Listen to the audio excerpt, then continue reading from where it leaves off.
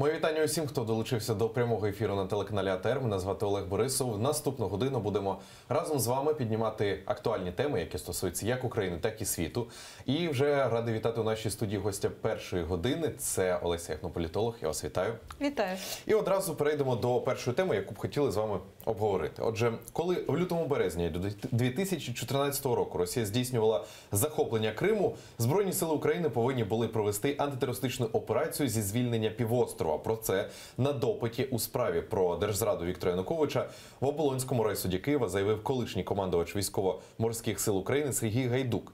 За його словами, для вирішення ситуації, яка тоді склалася в Автономній Республіці Крим, в Україні є закон про тероризм, де чітко визначено, що робити в таких випадках. Давайте послухаємо, що він розповів про ті події.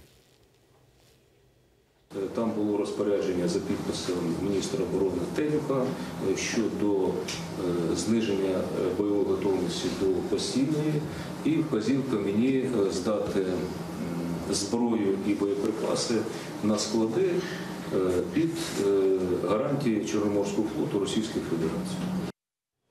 Пані Олесь, отже, після цієї інформації, цього допиту, ваша думка стосовно того, чому тоді так не зробили в ті часи? Ви знаєте, ми можемо дискутувати, наскільки, або чути, вірніше, різні точки зору, наскільки адекватно або неадекватно реагувала на момент 2014 року, коли вже було відомо, що готується псевдореферендум, що буде проводитись цей псевдореферендум і які можуть бути подальші дії. Це питання дискутивне. Ми всі пам'ятаємо дійсно стенограму засідання Ради безпеки і національної оборони, якою була тоді позиція ряду політиків, і ті політики, які потім більше всіх звинувачують, насправді займали там найбільш таку миротворчу позицію, що взагалі нічого не треба робити. Я зараз маю на увазі Юлію Тимошенко. Але в той же час я думаю, що це питання не до експертів, а все-таки дійсно по ходу, ну скажімо, от ми зараз бачимо, певні в рамках цих слідчих дій, бачимо різні покази.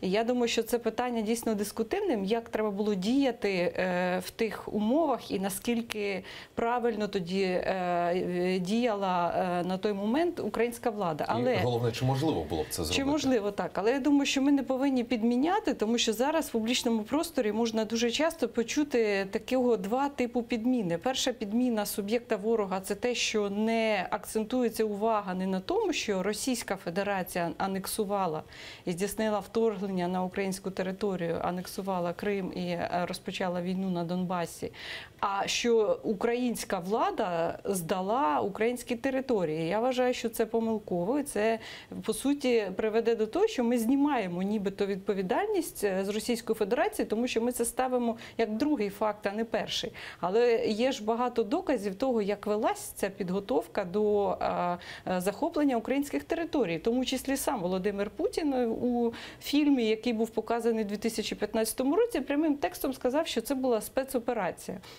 А по-друге, є підміна, що знову ж таки все нібито до 2014 року було прекрасно. Янукович і його команда, колишні його члени команди нібито все робили вірно. І тут ні з того, ні з цього, виявиться, напала Росія, а діюча влада нічого для цього не зробила. Хоча ми всі прекрасно пам'ятаємо, для цього навіть можна не наводити всі факти, а можна навести декілька лише фактів. Я завжди згадую про угоду, меморандум про співпрацю між Януковичем і Путіним, який був підписаний у 2012 році у Ялті, щоб нібито протистояти різним загрозам, в тому числі тероризму, який передбачав співпрацю між спецслужбами і правоохоронними органами. І зараз, зважаючи на те, що керівник тої служби безпеки Якименко сидить в Російській Федерації і ходить там на ці абсурдні суди дорогомиловські, де доводить, що відбувся нібито держпереворот у 2014 році, власне, зараз можна робити висновок, що вся та співпраця і той меморандум зводився до того, що Україна повністю відкрила всі свої дані. Для російських спецслужб був повний доступ до того, що відбувається в Україні, і вони прекрасно розуміли ситуацію і знали, де є вразливі місця. Якщо Росія здійснить цю спецоперацію, то з великою долею вірогідності, враховуючи слабкість інституційну, кадрову там і так далі, якщо ми беремо силові відомства, що це буде зробити, ну, принаймні, якщо це стосується стосується Криму і там Донбасу, не так і важко буде зробити. Тому тут я хочу, щоб ми, звичайно, говорили про відповідальність діючих політиків, і щоб ми, скажімо так, вдумливо і підходили до тієї інформації, яка є, і зважали на це, звичайно, і брали це до уваги, і аналізували, але, в принципі, підміняти сам факт того, що агресію розпочала Російська Федерація, і що передумови для цього саме здійснила попередня влада Януковича, тому що вони проводили таку політику, яка робила анексію, це вторгнення можливим для Російської Федерації. Тому тут, мені здається, що хочеться, щоб ми не підміняли, тому що інакше ми знімаємо відповідальність або применшимо відповідальність Російської Федерації і зводимо все виключно вже до розгляду наслідків, а не причин, які призвели до анексії Криму і війни на Донбасі. А це питання, я думаю, що тут треба просто дійсно вдумливо і прискіпливо ставитись до інформації. І мені здається важливо, якщо є от певні запитання, треба їх ставити і учасникам тих подій, і політикам, які дуже часто змінюють свою позицію, можуть говорити одне, як показує та ж стенограма, а потім зовсім показувати це, інтерпретувати зовсім по-іншому. От тут, мені здається, треба відповідально вимагати відповідальності, але підміняти сам факт, мені здається, не треба. Я зараз завершу. Дуже важливо, от ви знаєте, поки ми не проаналізуємо, і це не прозвучить публічно, і зрозуміло, і дохідливо для громадян про причини агресії і чому вона стала можливою, наприклад, як продемонструвати, як до цього готувалась Російська Федерація, що для цього робила влада Януковича і де були реально слабкі місця, а я вважаю, що, наприклад, оця логіка «захід і схід», коли це використовувалось виключно в політехнологічних цілях, коли вибирався такий легкий нібито опонент на виборах, коли є кандидат від Заходу, є кандидат від Сходу, і дуже легко на цьому мобілізувати свій електорат, але врешті-решт це виявилося, що в певних обставинах, коли з'явиться зовнішній ворог, який буде зацікавлений, він може використати цей підхід. Тому тут, якщо проаналізувати чітко всі ці передумови і причини, тоді це багато чого, ну, скажімо так, полегшить розуміння ситуації загалом і повністю відкине ці, на мій погляд, маніпулятивні такі технології, коли намагаються підмінити суб'єкта війни. Там же ж навіть, якщо ми кажемо про Донбас, багато хто говорив, що попередньо застосовувалась технологія чуток, коли запускались в простір там на рівні навіть соціальних працівників, різні меседжі для різних категорій населення про те, що, наприклад, в Києві не можна розмовляти російською мовою, тому що вас б'ють, там, ну і так далі, і таких є багато. І мені здається, що ці передумови, їх треба проаналізувати, донести їх до суспільства, і далі стане можливим, наскільки дійсно в тих умовах Україна могла реагувати, і які були маневри і ці можливості відповіді на вже факт російської спецоперації. Маю ось ще таку інформацію, що Віктор Янукович, будучи президентом України, по закону не мав права просити Росію про введення її військ до своєї країни. Про це на допиті сьогодні у справі про держзраду Януковича в Оболонському райсуді Києва заявив колишній і начальник Генерального штабу головнокомандувач Збройних сил України Володимир Замана. Крім тих випадків, коли ухвалений закон Верховною Радою, це навчання та інше. Самостійно він це робити не може, сказав Замана.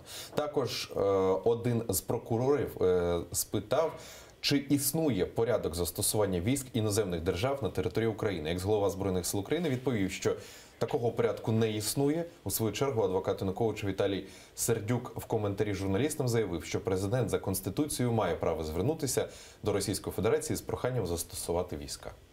Ну, ви знаєте, тоді треба запитати в адвокатів, тому що в один якийсь момент і час вони кажуть, що такого листа взагалі не було, і Російська Федерація про це потім відмовляється, говорить, що такого листа не було, була якась усна форма там і так далі. Тепер адвокат, виявляється, доводить, що такий лист, якщо зараз опиратись на його слова, він був, і Янукович мав право на такий лист. Ну, тоді хай пояснять, яке таке право мав президент однієї однієї країни звертатися до влади іншої країни, щоб вона застосувала свої війська проти України. І взагалі, от я теж про це часто нагадую, що які дії здійснювалися на той момент зрадницькі, які призвели до цієї ситуації. Ми ж пам'ятаємо, що 19 лютого був указ того ж керівника, не указ, а розпорядження керівника Служби безпеки України, того ж Якименка, який зараз в Російській Федерації, про те, щоб розпочати антитерористичну операцію по всій Україні застосуванням зброї. І це теж могло б мати наслідки, насправді, якби це було реалізовано, це могло б мати наслідки катастрофічні, тому що це могло б спровокувати реальну громадянську війну, а не ту, яку Росія видає, прикриваючи факт своєї агресії. Це могло б спровокувати реальну громадянську війну. І от коли посипались би всі області, і єдиним би, ну скажімо, способом поведінки тоді був би це ідея тієї самої федералізації. Тому що коли було б реальне протистояння, тоді б Росія досягла свого в масштабах всієї України. Тому тут, ну, коли адвокат розповідає, що мав право президент закликати війська іншої держави, вводити війська проти власної держави, ну це просто якийсь нонсенс. Тут навіть, ну, мені здається, я не знаю, які можуть бути коментарі. Ну от і сам Янукович відреагував на рішення суду. Зачитаю, що екс-президент України Віктор Янукович незадоволений рішенням суду про дозвіл на заочне розслідування щодо нього та звинувачує нинішню владу, яка, мовляв, спеціально не допустила його адвокатів до суду. Про це йдеться у зверненні екс-президента, яке у Фейсбуку опублікував прес-секретар його сина Олександра Януковича Юрій Кирасир. Цитую: «Нинішній український режим пішов на злочинні заходи за допомогою сили усунути моїх адвокатів від участі в так званій справі про Майдан, яка розглядається в Печерському районному суді міста Києва. Такі дії – це панічна реакція нинішньої влади на те, що з кожним днем в Україні та світі дізнаються все більше фактів причетності її представників до найтяжчих злочинів», заявив Янукович. Нагадаю, що Печерський районний суд Києва дозволив здійснити заочне досудове розслідування щодо екс-президента Януковича, екс-глави СБУ Олександра Якименка та екс-першого заступника СБУ Володимира Тоцького у справі стосовно розстрілів на Майдані. Раніше адвокат Ольга Просянюк розповіла, що її та Олександра Горошинського вивели із зали засідання суду. У Генпрокуратурі пояснили, що Горошинському оголошено відвід через конфлікт інтересів. За словом прокурора, Просянюк було запропоновано брати участь у засіданні як вільному слухачеві, а повноважень захищати Януковича вона не має. На вашу думку, взагалі, Янукович може з'явитися на суді? Ну, по-перше, це якась дивна аргументація, що хтось не допускає. Як ми бачимо, адвокати сьогодні прекрасно брали участь у судовому засіданні, і були випадки, коли самі адвокати там брали відвід, а не тому, що хтось не допускав з боку держави Україна тих чи інших адвокатів Януковича. І це загальний підхід, я думаю, що всі його розділяють, те, що Янукович і його адвокати взяли тактику на затягування, по-перше, цього процесу, а по-друге, на намагання його використати в публічній площині для озвучування тих чи інших пропагандистських штампів, які, в принципі, вже невідомо на кого вони працюють, тому що в Україні в це ніхто не вірить, в світі в це ніхто не вірить, і, можливо, єдина аудиторія, яка це сприймає, яка в це може бути споживачем, це сама Російська Федерація і її громадяни. Зрозуміло, що Янукович не з'явиться на такому засіданні сам фізично, і він навіть відмовлявся, коли звучали спочатку пропозиції про те, що в посольстві України в Росії можуть слідчі українські здійснити допит і отримати свідчення від Януковича. Він теж від цього відмовлявся. Тому тут очевидно, що фізична будь-яка участь, вона якомога і відкидається, і відтерміновується. Тому тут варіант заочного судового процесу, він був був єдино можливий в тих умовах, яких є. І треба сказати, що суспільство насправді вже дало свою оцінку щодо персони Януковича, причому не лише, скажімо, там ті, хто були з самого початку опонентами, а його і колишній, його електорат, який за нього голосував. Мені здається, всі вони вважають, що він їх зрадив, він втік, і це стало, до речі, одною з причин цієї розгубленості, яка дозволяла легше ті чи інші пропагандистські штампи, да, про те, що там в Києві вбивають за російську мову і так далі, нав'язувати мешканцям Донбасу.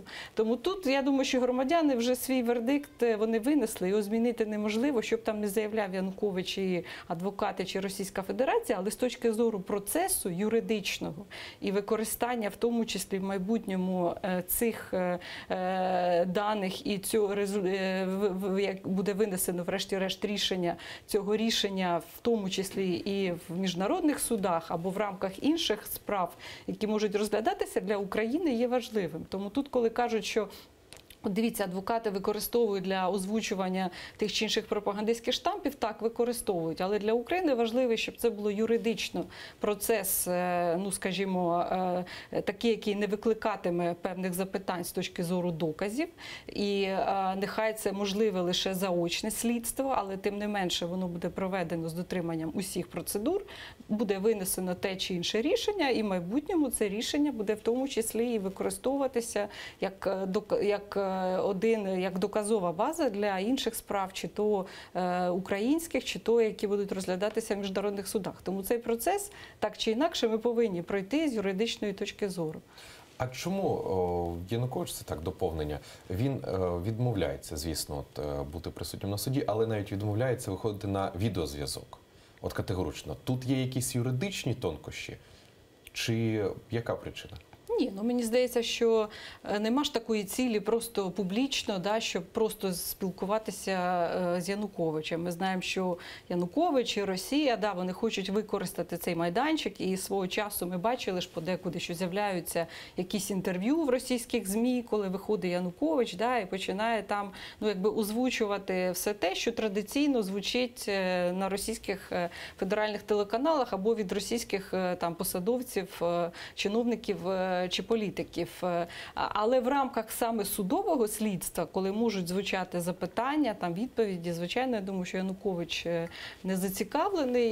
І я взагалі вважаю, що я не знаю, чи він усвідомлює до кінця, чи, можливо, і не усвідомлює. А якщо усвідомлює, то, звичайно, в нього такого бажання немає, що, в принципі, це все, що він зробив, да, це єдиний з президентів, який дійсно, по суті, спровокував, призвів до військової агресії в Україні і з боку Російської Федерації.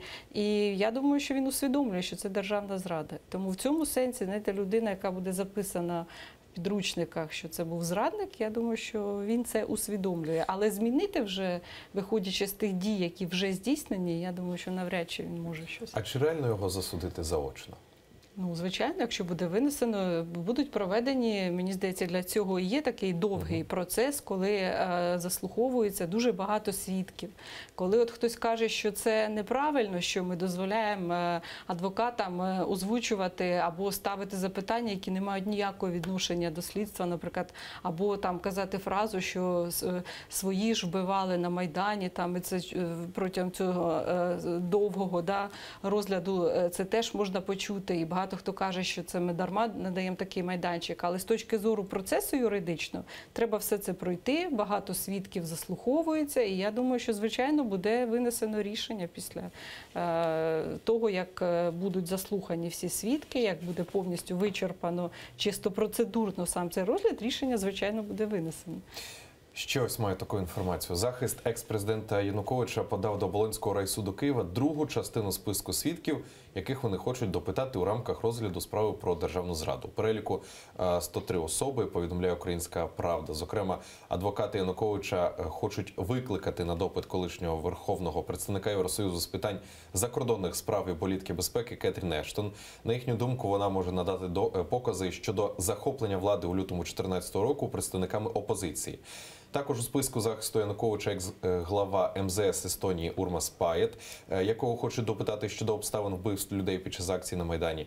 Також до суду хочуть викликати екс-голів Міністерств закордонних справ Франції Лорена Фабіуса Німеччини, Франка Вальтера Штайнмаєра, Польщі Радослава Сікорського як свідків переговорів влади і опозиції 20-21 лютого 2014 року. Крім цього, в списку адвокатів Януковича фігурують представник МЗС Франції Ерік Фуруньє, голова Комітету Європарламенту в закордонних справах Елмар Брок, Верховний комісар ОБСЄ у справах нацменшин Астрід Торс, екс-посол Литви в Україні Петрас Вайтукунас, екс-посол Латвії Аргіта Даудзе, представник Єврокомісії Олівія Байї, в яких хочуть запитати про підстави визнання нової влади в лютому 2014 році.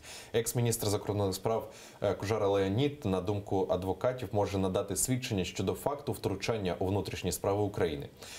Також у списку, поданому захистом Януковича, фігурують і кілька десятків жителів Криму, які, за твердженням адвокатів, можуть дати покази щодо обставин нібито нападу в лютому 2014 року на автобуси кримчан-учасників мітингу, які поверталися на півострів та побиття людей. Взагалі, на вашу думку, чи можливі допити цих людей? Врешті-решт, так багато осіб у другому списку. Ну, ви знаєте, в такому разі дуже дивно, чому в цьому списку немає представника Російської Федерації, який офіційно тоді, раз якщо є прив'язка до офіційної участі в перемовинах, які тоді велись під час активної фази якраз подій на Майдані, чому немає жодного представника Росії? Вони ж теж були в Києві. Чому немає Суркова, який за свідченнями бував тоді у Києві? Досить, якийсь такий дивний підхід, якщо адвокати Януковича хочуть, в принципі, допитати всіх тих, хто публічно десь озвучував свою позицію або був присутній на той момент в Києві. Так були представники Російської Федерації. Чому ніхто з них не фігурує? І чому не ставляться запитання, що все фактично керівництво силових структур і політичне керівництво, починаючи там, я не кажу вже навіть сам Янукович, а голова адміністрації президента на той момент, керівник міліції, керівник СБУ, керівник зовнішньої розвідки. Чому вони всі сидять в Російській Федерації, а не десь в якомусь іншому місці? Тому видно, що цей от такий список, який озвучили адвокати, що він більше спрямований на публічну складову для того, щоб нібито показати в публічному просторі, що винуватцями тих подій і організаторами тих подій є не Російська Федерація і не сам Янукович, який через неадекватну оцінку ситуації призвів до того, що така військова агресія стала можливою. Тому таким чином хоче, мабуть, адвокати Януковича нав'язати, що ініціаторами і винуватцями цих подій є не Росія, а Захід, представники Заходу. Нічого нового тут немає. Вибачте, якщо суд в Москві, Дорогомиловський суд, може виносити, скажімо, рішення по подіях, які були в Україні, це взагалі нонсенс насправді.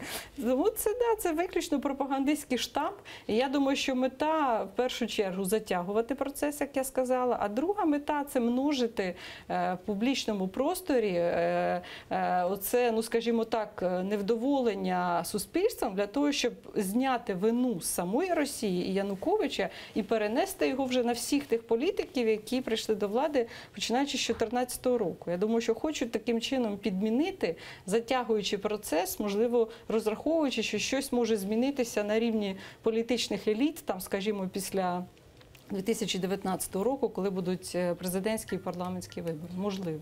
Тобто, мають на увазі, що особливої результативності у допиті такої великої кількості людей не буде. Звичайно, це пропагандистська кампанія, яка ставить за мету зняти з себе відповідальність, тому що дивно, я ж кажу, дивно, що навіть якщо підходити абсолютно без, скажімо, от людина, яка б збоку була б не занурена в українські події, для неї було б дивно, чому там немає жодного російського представника в цьому списку, які, очевидно, публічно брали участь тоді в перемовинах, коментували так само, робили багато заяв, відвідували Київ. Чому жодних з них немає в цьому списку? Чому немає того того ж Глазєва, який активно відвідував Україну, Затуліна, щодо яких є багато записів, де вони прямим текстом розповідають, що виділяли гроші на дестабілізацію проведення акцій в Одесі, в Харкові, в інших областях України. Чому їх нема в цьому списку, який подали адвокати Януковича? Хоча там взагалі мова йде про реальні злочини, якщо люди фінансують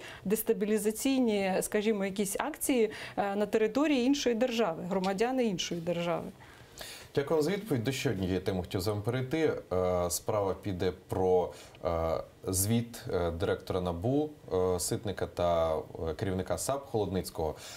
Ось про що йшлося. Керівник антикорупційної прокуратури Холодницький заявив, що до березня планується завершити провадження у бурштиновій справі депутатів Борислава Розенблата та Максима Полякова, а також у інших гучних справах. Про це він сказав під час брифінгу сьогодні, відповідаючи на питання журналіста щодо розслідування гучних справ, у тому числі судді Миколи Чауса та Олексія Бурана. Зокрема, провадження щодо справи Розенблата Полякова планується завершити у лютому-березні. Також Холодницький зазначив, що наразі завершено заочне розслідування у газовій справі депутата Олександра Онищенка та в найближчий час буде розпочати її заочний розгляд у суді і порекомендував йому повернутися до України. Вирок судді Олексію Бурану, який відстрілювався від детективів Національного антикорупційного бюро під час затримання, буде оголошено до березня, зауважив Холодницький. Щодо справи судді Чауса, наразі до Молдови подані документи щодо екстрадиції екс-судді, однак він оскаржує всі процесуальні рішення у молдавських судах. У свою чергу директор НАБУ Ситник додав, що наразі судді, які займаються гучними справами щодо корупціонерів, в тому числі своїх колег, просто саботують роботу. Так, директор НАБУ вважає, що захист звільненого голови Державної фіскальної служби Романа Насірова затягує слухання справи в суді, і вона буде розглядатися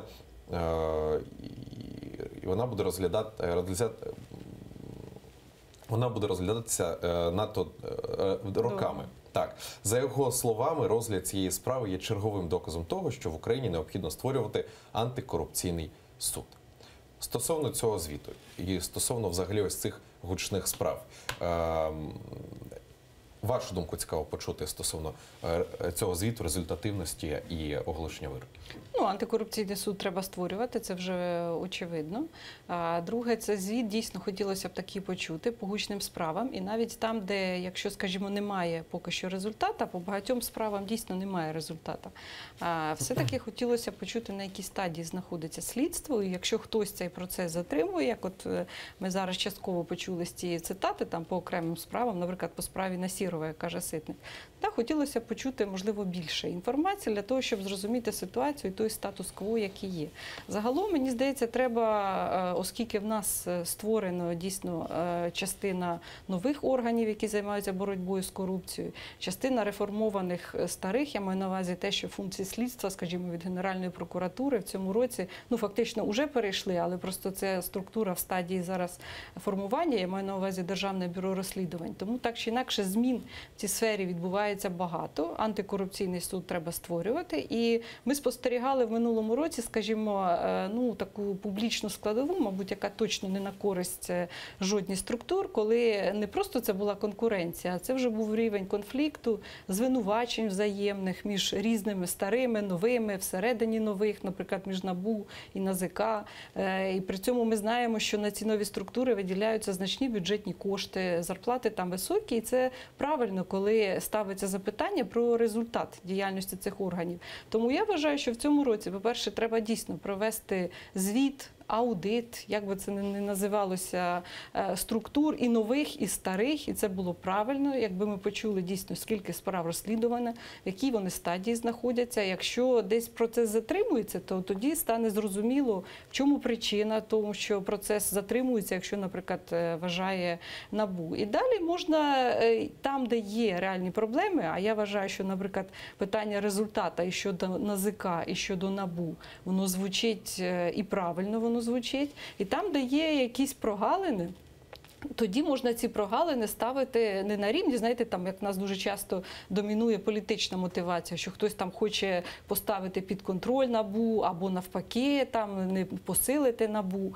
А об'єктивно, якщо ми бачимо, що є дійсно прогалини на законодавчому рівні, а в питанні слідства і доказів, які можуть бути використовані потім законним чином, тому що тут кажуть про суддів, наприклад, от сказав Ситник, але ж ми не знаємо, наскільки ті чи інші докази як були зібрані, якщо вони були зібрані не в рамках можливостей, які є в законі, так вони будуть вважатись просто недоказами. І суддя будь-який, незалежно, він просто може це не взяти до розгляду, якщо ці докази були зібрані в спосіб, який не відповідає тому, який прописаний в законі. Тому, можливо, треба й вносити якісь зміни в закон. Але для того, щоб, знаєте, там або надавати додаткові повноваження, або їх коригувати десь, якщо ми кажемо про процедуру там контролю того ж НАБУ чи НАЗК, для того треба розуміти об'єктивну ситуацію. Для цього треба провести аудит і звіт.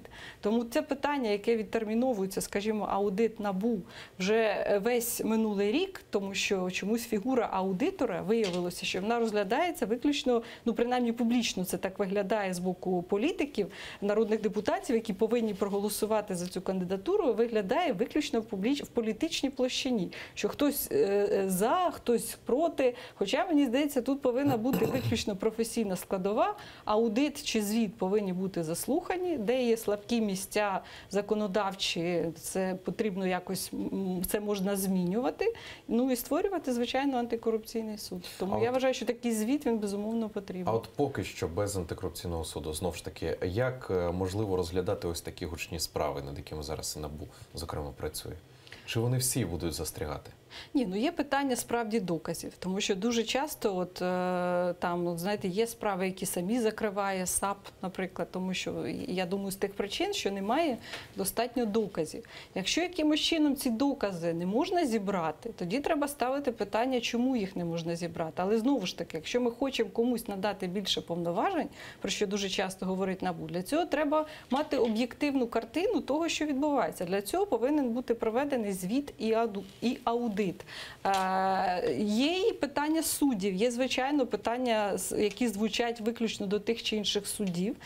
Є суди, де взагалі є, наприклад, якщо я не помиляюсь, є 11 регіонів України, де взагалі немає суддів. Тому що це питання, знаєте, цей перехідний період, коли проводиться переатестація, є нові правила, і коли фактично фігура судді стає відкритою, і там треба заповняти декларації доброчесності і не лише свої, а родичів там і так далі, не так і бажаючих, можливо, навіть якщо там і високі зарплати будуть згідно нового законодавства, не так і бажаючих є займатися такими гучними справами, тому що це небезпечно взагалі-то.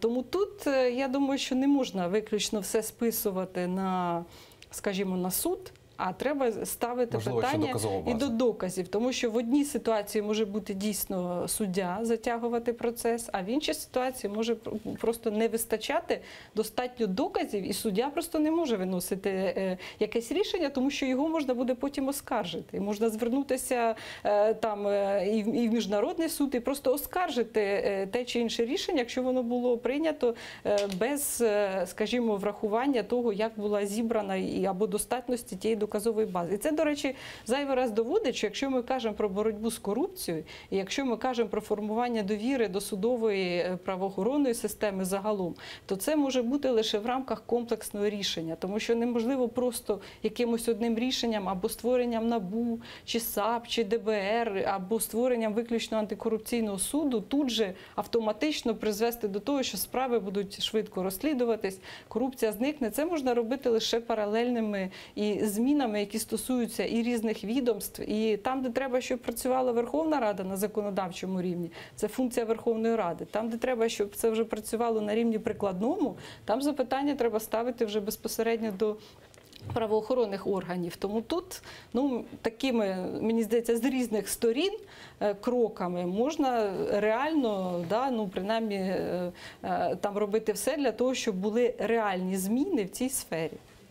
І тепер до антикорупційного суду перейдемо. Керівник антикорупційної прокуратури Назар Холодницький вважає, що антикорупційний суд не зможе запрацювати цього року. На його думку, навіть у випадку ухвалення відповідного закону обрання суддів до нового суду забере чимало часу. Цитую. Конкурси в антикорупційний суд, напевно, будуть складніші за конкурси в антикорупційну прокуратуру, де за наслідками третього етапу конкурсу з 300 осіб обрали лише 4. Уявіть, яка ситуація буде з обранням суддів. Це все час, якого в нас немає. Кінець цитати. Керівник САП закликав парламентарів ухвалити закон про антикорупційний суд. До цього раніше депутатів закликав і президент. Нагадаю, цього тижня народні обранці не змогли внести законопроект про антикорупційний суд до розгляду. Також, за словами Холодницького, наразі 35 прокурорів САП посилено працюють і близько 100 проваджень уже в судах. І не менше, ніж 100 справ САП збирається довести до кінця, зазначив Холодницький. От знову ж таки, хочеться почути і вашу думку стосовно того, чому ж створення антикорупційного суду – це такий тягар великий саме зараз. Ну, по-перше, знаєте, є така корпоративна солідарність, і щоб не розповідали політики, а в нас люблять політики звинувачувати один одного, показувати, що дивіться, це хтось завалює процес, а я не завалюю там. Але тим не менше, я думаю, що є корпоративна солідарність, і не можна сказати, що в нас особливо є багато бажаючих, які просто мріють. Знаєте, там політестеблішменти, які просто сплять і мріють, щоб вже з завтрашнього дня запрацював цей антикорупційний суд, щоб вони могли стати його клієнтами, в тому числі цього суду.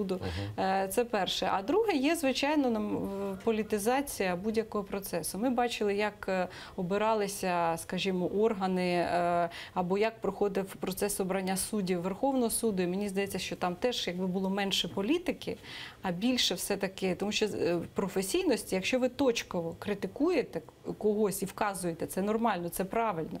Але якщо ви сюди не примішуєте політики, тоді це набагато краще і досконаліше, дозволить підходити до тієї чи іншої теми. Якщо ви перетворюєте або політизовуєте процес, от те, що ми спостерігали, наприклад, щодо НАБУ і НАЗК, коли виходять на прес-конференцію разом з керівниками НАБУ там, чи НАЗК, тут в даному разі для мене немає значення, політики, представники тих чи інших фракцій, вони виходять, кажуть, що, ви знаєте, треба позбавити НАБУ від політичного впливу, чи НАЗК, тому що хтось хоче, влада там, чи ще хтось хочуть впливати, здійснювати політичний тиск і вплив, і при цьому самі ж політики стоять поряд і здійснюють цей супровід, ну це як абсурд, це виглядає просто дивно.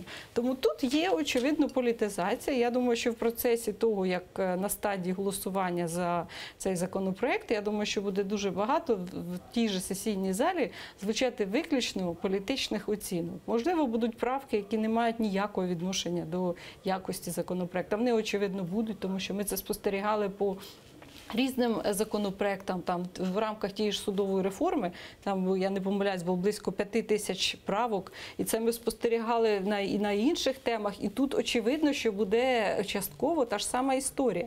Тому тут багато що залежить від самих політиків. Коли кажуть, що чому так довго триває той чи інший процес, так це треба ставити в тому числі і питання народним депутатам, тому що вони свідомо політизують цей процес, тому що він дає можливість піаритись, він дає можливість критикувати, він дає можливість шукати винуватих, казати, дивіться, от ми пропонували такий чудовий, прекрасний законопроект, який там може не мати ніякого відношення до реалістичності, не те що, а взагалі внесення в силу протиріччя Конституції там, чи іншим законодавчим актам. Але це дає можливість сказати, от дивіться, ми внесли прекрасний законопроект, який там дозволяє збільшити витрати з бюджету там, на якісь соціальні програми в 100 разів, а яким чином? Це давайте потім будемо обговорювати, але ж хтось його не вносить. Тут, очевидно, що теж така буде спроба, але мені здається, що є от певне консенсусне рішення, якщо ми кажемо про реакцію міжнародних інституцій, там зауваження Венеційської комісії, там дискутивне було питання щодо змісту, був, не був там листів від Міжнародного валютного фонду і Світового банку, але мені здається, є певний консенсус в тому сенсі, що треба вносити, не відкликати, а вносити в першому читанні той законопроект, який напрацьований і поданий президентом, а між першим і другим читанням дійсно будуть жорсткі, мені здається, дискусії, тому що там є позиції, які є досить принциповими, і буде важливо, якщо братимуть участь представники, скажімо, від тих інституцій міжнародних, які висловлювали свої зауваження, а також якщо буде якісна змістовна дискусія самих депутатів, опонентів, там тих, хто проти, якщо буде певна конструктивна сама дискусія, то тоді можна дійсно сам прийняти якісний законопроект, якісний закон. Ну, а в майбутньому це вже процес. Він точно не буде таким швидким, але він і не може бути занадто швидким, тому що просто створити суд заради суду, який-небудь, це, це ж теж не вихід. Пані Олесю, у нас менше хвилин лишається до кінця ефіру. Ще важливу тему хотів почути вашу думку стосовно того, що годину тому вже почався молитовний сніданок у Вашингтоні.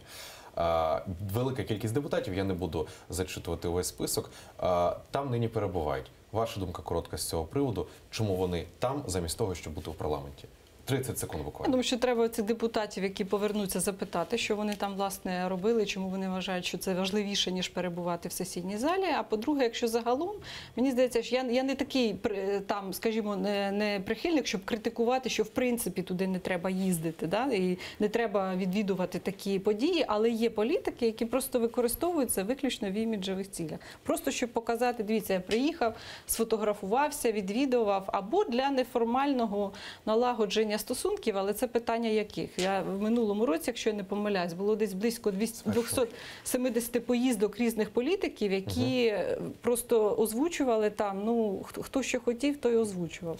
Дякую вам дуже, пані Олесю, за дякую. ваші коментарі, за ваші думки, за те, що долучились до нашого ефіру. Олеся Яхно, політолог, була гостем цієї години на нашій студії. Одразу хочу проанонсувати, що гостем наступної години у цій студії буде Маркіян Лубківський, надзвичайний і повноважний посол України. За 5 хвилин новини Заман кримськотатарською мовою з Шевкетом Намотлоєвим. Залишайтеся з нами.